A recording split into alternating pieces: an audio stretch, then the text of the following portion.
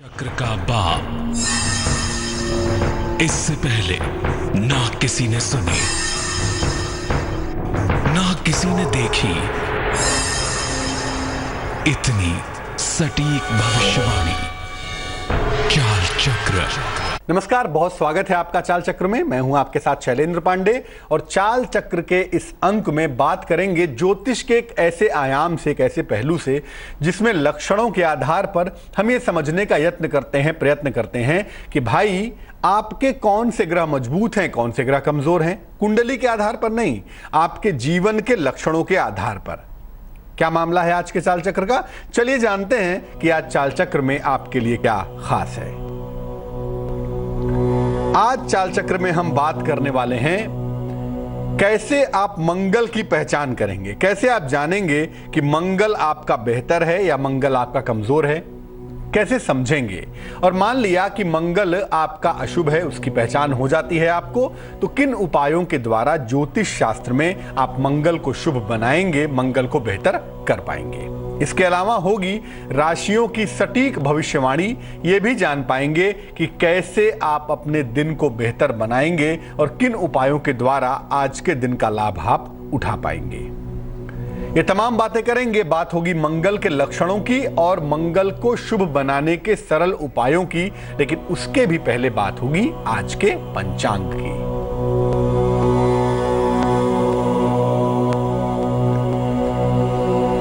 आज तिथि है चैत्र कृष्ण पक्ष की षष्ठी तिथि, चैत्र कृष्ण षष्ठी। नक्षत्र है आज का अनुराधा नक्षत्र। चंद्रमा आज वृश्चिक राशि में रहेंगे और चंद्रमा की ये पोजीशन ही बता पाएगी दरअसल कि आज के दिन का हाल कैसा होगा, कितना अच्छा होगा, कितना बुरा होगा, कितना पॉजिटिव और कितना नेगेटिव। राहुकाल का जो समय होगा जिसमें आप कोई भी नया और शुभ कार्य करने से बचेंगे, वो समय होगा शाम को 3 बजे से तकरीबन 4:30 तक। और उत्तर दिशा की तरफ आज यात्रा करने की मनाही होती है ज्योतिष के हिसाब से, लेकिन अगर यात्रा करना आवश्यक है, जरूरी है आपके लिए, तो भगवान का स्मरण करें और जरा सा गुड़ खाकर अगर उत्तर दिशा की तरफ यात्रा करेंगे तो मुश्किलें परेशान नहीं करेंगी। ऐसा बिल्कुल नहीं होता कि किसी का भविष्य समझने के लिए, जानने के लिए हम उसकी कुंडली ही देखें और कुंडली देखकर उसके ग्रहों के बारे में बताएं। बहुत सारे और भी तरीके हैं किसी व्यक्ति को समझने के लिए, जानने के लिए। आध्यात्मिक तरीके की बात नहीं कर रहा मैं, वो तो ऐसा तरीका है जिससे व्यक्ति के जन्म जन्मांतर को जान सकते हैं, लेकिन हम उस तरीके पे बात नहीं कर रहे हैं। हम बात कर रहे हैं ज्योतिष शास्त्र की। आप जीवन में कैसी हरकतें करते हैं, कैसा रंग आपको पसंद है, आपका बिहेवियर कैसा है, आपका स्वभाव कैसा है, इसके आधार पर हम ये समझ पाते हैं कि आपके कौन से ग्रह कमजोर हैं और कौन से ग्रह मजबूत हैं। इसको कहते हैं लक्षण विज्ञान। और इन लक्षणों के आधार पर आप किसी भी व्यक्ति की बहुत आसानी से पड़ताल कर सकते हैं कि किस व्यक्ति के अंदर कौन सा ग्रह प्रबल है और कौन सा ग्रह कमजोर है। आज बात मंगल की करेंगे। मंगल के कौन से लक्षण शुभता बताते हैं और कौन से लक्षण बताते हैं कि मंगल अशुभ है, इसकी बात करेंगे। इसके पहले ये समझते हैं कि मंगल ग्रह अपने आप में कैसा प्लेनेट है, मंगल ग्रह की अपने आप में क्या खूबियां हैं, क्या विशेषताएं हैं। देखिए, मंगल को ग्रहों का सेनापति मानते हैं। अगर सूर्य राजा है, चंद्रमा दूसरा राजा है, बुध बृहस्पति मंत्री हैं, तो मंगल सेनापति है। अब सेनापति का काम क्या होता है? सेनापति का काम होता है ताकत के साथ, ऊर्जा के साथ अपनी प्रजा को, अपने राज्य को सुरक्षा प्रदान करना और उसकी शक्ति को मेंटेन रखना। तो ये काम मंगल ही करता है। मंगल को शक्ति का स्वामी समझते हैं, मंगल को ऊर्जा का स्वामी मानते हैं, मंगल को कॉन्फिडेंस का, आत्मविश्वास का स्वामी मानते हैं और मंगल को पराक्रम का, आपकी ताकत का स्वामी भी मानते हैं। तो आपके जीवन में जो आपकी शक्ति है, जो आपकी ऊर्जा है, जो आपका आत्मविश्वास है और जो आपका पराक्रम है, इसके पीछे मंगल की भूमिका होती है। ज्योतिष कहता है कि मंगल का जो बेसिक एलिमेंट है, मंगल का जो मूल तत्व है, वो अग्नि तत्व है, वो फायर एलिमेंट है। और मंगल का जो मुख्य रंग है वो लाल रंग है। तो मंगल का एलिमेंट फायर एलिमेंट है और मंगल का जो मूल कलर है, मुख्य रंग है, वो लाल रंग है। मंगल की जो मूल धातु है, हर ग्रह की एक धातु होती है, एक मेटल किसी ग्रह से संबंधित होता है तो मंगल की जो मूल धातु है, मंगल का जो मेटल है वो है तांबा यानी कि कॉपर। कॉपर धातु का संबंध, तांबे का सीधा संबंध मंगल नामक ग्रह से होता है। इसीलिए मंगल को शांत करने के लिए अमूमन तांबे का दान करने की परंपरा भी पाई जाती है। और अगर हम अनाज की बात करें, अगर हम ग्रेन की बात करें, अन्न की बात करें, तो जौ एक ऐसा अनाज है जिसका सीधा संबंध, जिसका सीधा कनेक्शन मंगल से होता है। तो तांबा मंगल की धातु है और जौ मंगल का अनाज है।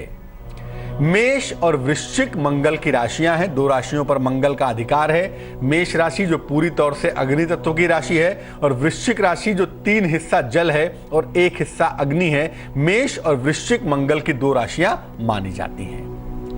मंगल मकर राशि में सबसे अधिक मजबूत होता है। मकर राशि में यानी 10 नंबर की राशि में मंगल उच्चस्थ होता है, उच्च का होता है, अर्थात मंगल मकर राशि में सबसे ज्यादा मजबूत होता है और कर्क राशि में सबसे ज्यादा कमजोर होता है। यानी 4 नंबर के हाउस में, 4 नंबर के भाव में मंगल सबसे अधिक वीक माना जाता है, सबसे ज्यादा कमजोर मंगल को मानते हैं।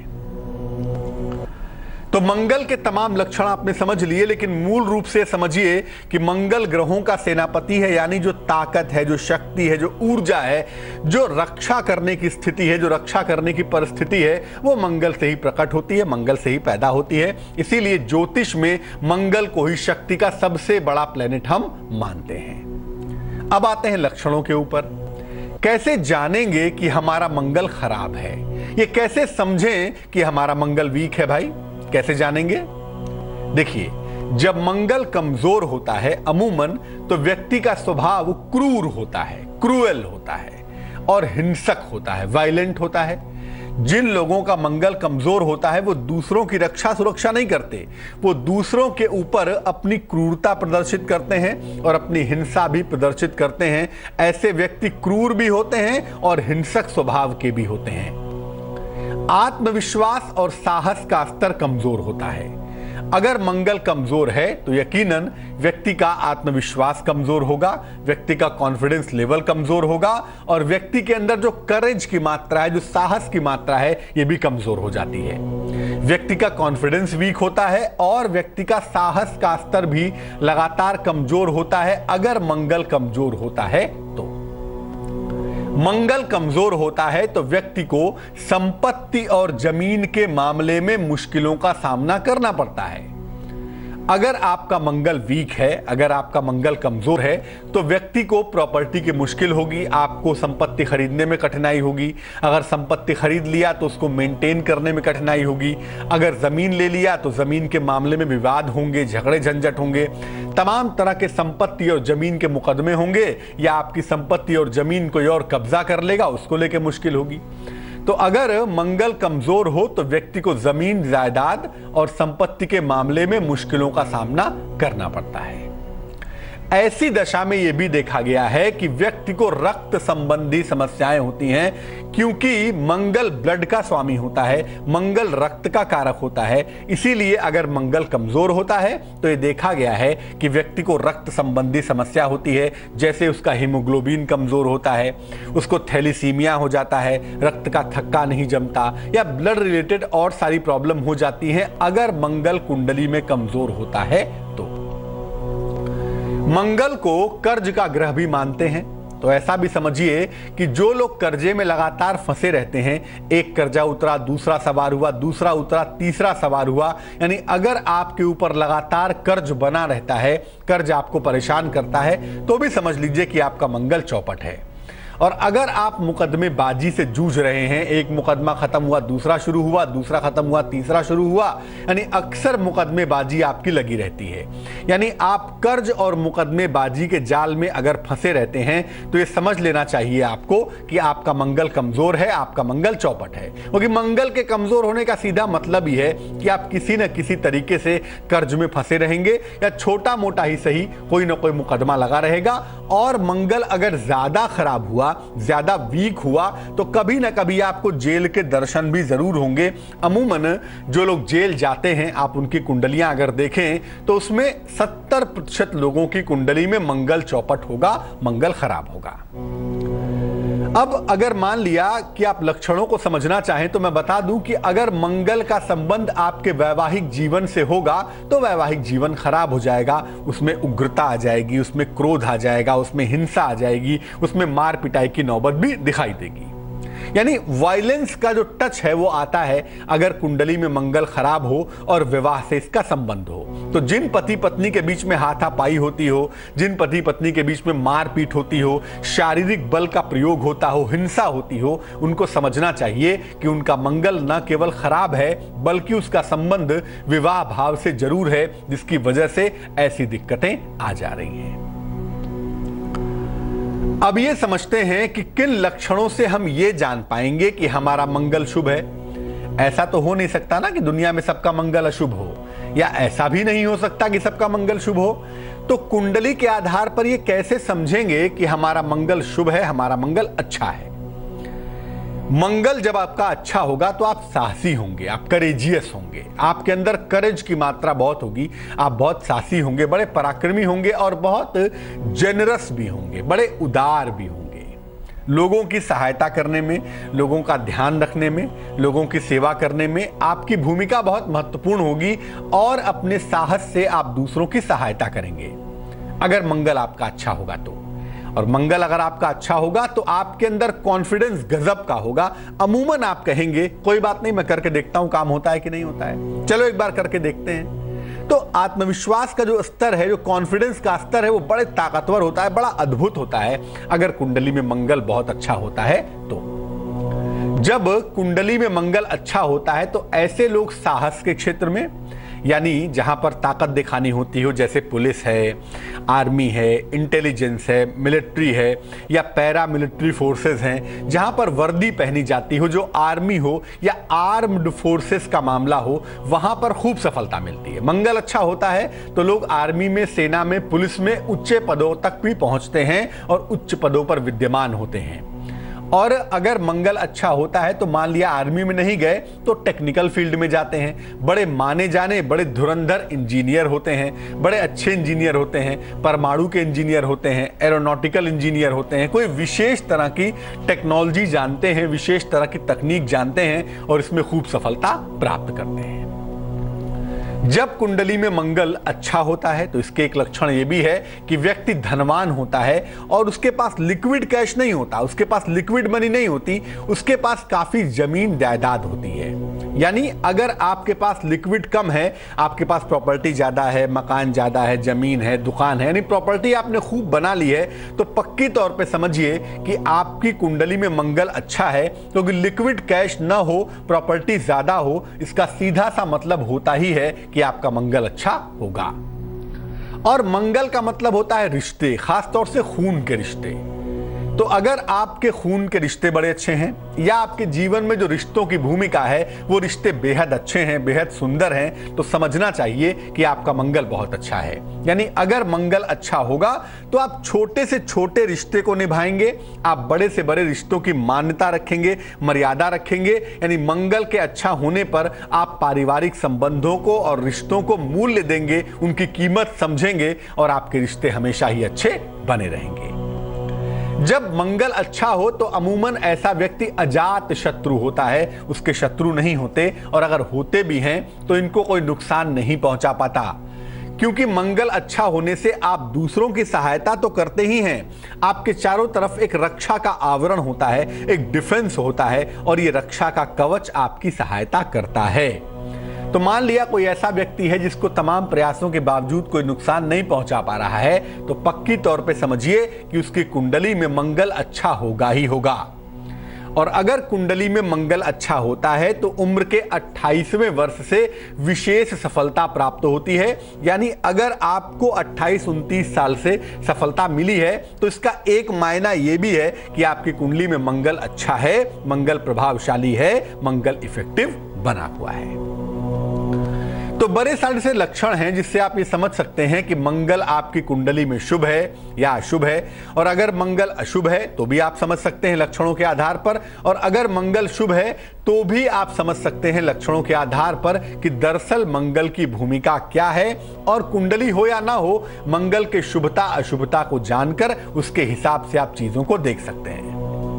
अब मान लिया आपने लक्षणों को अपने समझा, लक्षणों को अपने जाना और आप इस निष्कर्ष पर पहुंचे कि मंगल आपका अशुभ है, तो क्या उपाय करेंगे, क्या समझेंगे? अगर कुंडली में मंगल अशुभ है तो क्या उपाय करना चाहिए? देखिए, एक तो मंगलवार का व्रत रखना चाहिए। मंगल ग्रह का दिन मानते हैं मंगलवार को, तो मंगलवार का उपवास रखिए, यानी मंगलवार को आहार ग्रहण मत करिए। उस दिन नमक का सेवन मत करिएगा, अधिक से अधिक फल और जल का सेवन करके व्रत रखेंगे और भगवान का स्मरण करेंगे तो आपको फायदा होगा। यानी मंगलवार का व्रत रखना आपके लिए फायदेमंद होगा। रोज सुबह और रोज शाम को हनुमान चालीसा का पाठ करेंगे। सुबह और शाम दोनों समय हनुमान चालीसा का पाठ करने से भी लाभ होगा अगर मंगल आपका खराब हो। लेकिन देखिए, कोरम नहीं पूरा करना है। आप भगवान के ऊपर या भगवान के किसी रूप के ऊपर एहसान नहीं कर रहे हैं कि आप बहुत सारे लोग कहते हैं कि जब मैं सुबह नहाता हूं तो हनुमान चालीसा पढ़ लेता हूं। अब आप बड़ा सवाल ये है कि आप नहाते हैं या बड़ा सवाल ये है कि आप हनुमान चालीसा पढ़ते हैं, ये कंफ्यूजन पैदा होती है। क्योंकि आप नहा रहे हैं, पानी डालते जा रहे हैं, जय हनुमान ज्ञान गुण सागर, जय कपीश तिहुँ लोक उजागर, मतलब ठंड से बचने के लिए हनुमान चालीसा पढ़ रहे हैं। यानी न तो हनुमान चालीसा ठीक से पढ़ रहे हैं, न तो ठीक से नहा रहे हैं। तो बेहतर यही है आप मत पढ़िए प्रभु, वो ज्यादा अच्छा है। लेकिन कम से कम स्तुति जो दी गई है, जो भगवान की आराधना की सामान्य बात की गई है, उसको तो ठीक से करिए। सुबह शाम चैन से बैठकर, प्रेम से बैठकर हनुमान चालीसा पढ़िए और उस 5 मिनट के लिए ही हनुमान तत्व का अनुभव करिए, उसमें डूबने का यत्न करिए, तब आपको फायदा होगा। इसीलिए बहुत सारे लोग आपको सुनाई देंगे जो कहेंगे आपसे कि हनुमान चालीसा पढ़ते कुछ होता ही नहीं है। अरे कैसे होगा? उस 5 मिनट में आपका दिमाग दुनिया जहान में घूमता रहता है और उसी में आप हनुमान चालीसा पढ़ते रहते हैं, तो फायदा होने की संभावना वैसे भी कम हो जाती है। तो अगर नियमित रूप से कोई व्यक्ति सुबह शाम प्रेम से हनुमान चालीसा पढ़े तो इससे भी मंगल की समस्याएं कम होती हैं। अगर मंगल के कमजोर होने से कर्ज परेशान कर रहे हैं या मुकदमेबाजी परेशान कर रही है, तो मंगलवार को बहते पानी में जौ बहाइए, लेकिन जौ की बर्बादी नहीं करेंगे। ज्यादा से ज्यादा 2-4 दाने, 1 चुटकी जौ, जिसमें 2-4 दाने से अधिक नहीं आएगा, ये जौ आपको बहते पानी में प्रवाहित करना चाहिए। बहुत सारा जौ बर्बाद मत करिएगा, वरना उसका कोई फायदा नहीं होगा। 2-4 दाने जौ बहते पानी में आप बहा सकते हैं, इससे भी फायदा होता हुआ देखा गया है। अब मान लिया कुंडली में मंगल दोष है। कुंडली में लोग कहते हैं कि कुंडली मांगलिक है, खराब है, निगेटिव है, मुश्किल है। तो अगर कुंडली में मंगल दोष आपको समस्या दे रहा हो तो लाल और मीठी चीजों का दान आप मंगलवार को कर सकते हैं। लाल चीज हो उसका भी दान कर सकते हैं, लाल फल हो, लाल फूल हो, लाल कपड़े हो, या कोई मीठी चीज हो जैसे गुड़ है, जलेबी है, लड्डू है, उसका भी दान कर सकते हैं, या लाल मीठी चीज दोनों का दान कर सकते हैं। अगर ये दान करने से आप एक मन में भाव लाते हैं, मन में प्रार्थना करते हैं कि मेरा मंगल दोष शांत हो, मंगल की समस्याएं दूर हो, किसी निर्धन व्यक्ति को, जरूरतमंद व्यक्ति को दान करेंगे, तो निसंदेह आपके मंगल की समस्याएं, मंगल दोष की मुश्किलें दूर होंगी। मंगल के मंत्र के जाप करने से भी ऐसा कहा जाता है कि मंगल का अशुभ प्रभाव समाप्त होता है। लेकिन याद रखिए, मंगल सर्वाधिक ताकतवर होता है अपराह्न के समय, दोपहर में।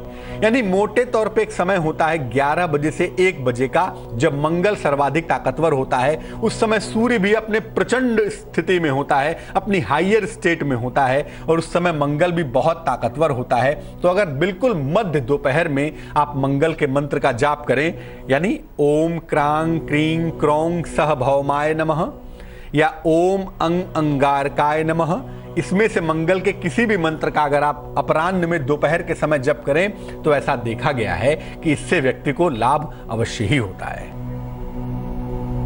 तो मंगल को समझने के लिए जरूरी नहीं है कि आप कुंडली देखेंगे, कुंडली के ग्रहों के आंकड़े को समझेंगे और तब बताएंगे कि मंगल अच्छा है या खराब है।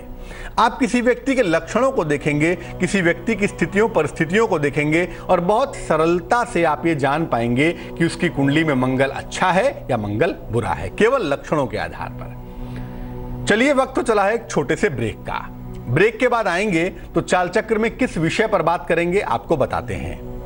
ब्रेक के बाद आएंगे तो आपको बताएंगे कि आज का आपका दिन कैसा रहने वाला है, आज के दिन का संभावित हाल क्या है, आज के दिन के राशियों की स्थिति क्या है, कैसे आप अपने दिन को आज बेहतर बना पाएंगे, कैसे दिन को अच्छा कर पाएंगे, कौन सा रंग आज आपके लिए शुभ होगा ये भी जानेंगे। आज का शुभ पहर क्या होगा ये भी समझेंगे और ये भी समझेंगे कि शुभ पहर का आज का खास उपाय क्या होगा। ये तमाम बातें करेंगे एक छोटे से ब्रेक के बाद। Boring news.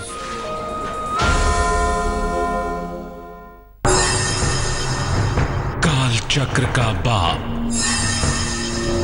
इससे पहले ना किसी ने सुनी ना किसी ने देखी। सगम मनी पमग नी पमग सनी पमनी सपस। जहाँ तक याद आती रहेगी